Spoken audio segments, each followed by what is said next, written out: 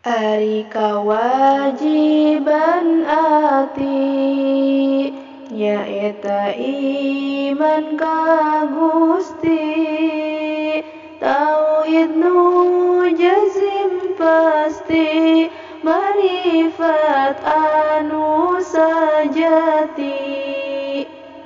Dua iman ka Rasulna, kana nabiyanana, ngestukeun kana benerna, marifat kana sifatna.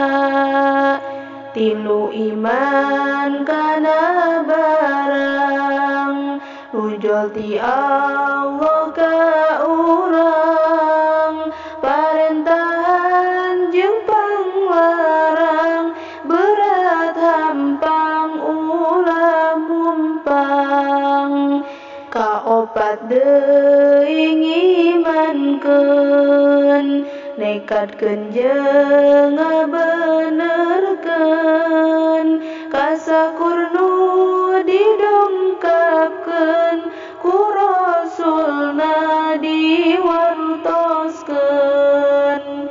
Pangbubungan ti Pangeran, sinareng panyingsieun, sabab nu jadi utusan, jadi basyiron nadhiron.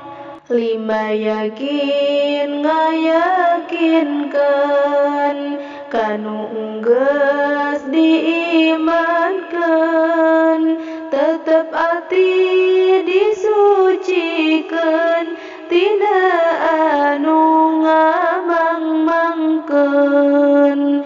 Genep ikhlas tina bakti, amal ibadah ka Gusti, taya pamaksudan ati, kasalian zatna Gusti.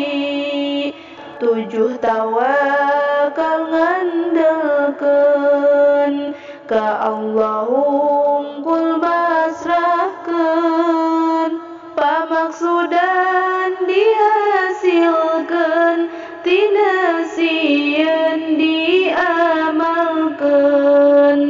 Kadalapanana langsa, hanjakal migawe dosa, doraka kanu kawasa, tina sabab sieun siksa.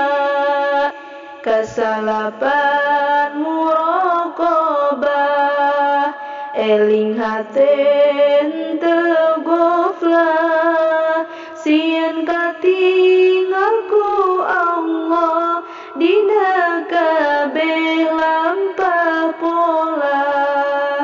10 ridho ka Gusti, diayakeun bunga ati, dina kabeh nu dipasti, anu dikersakeun Gusti. 11 alus sangkaan, ka Allah yen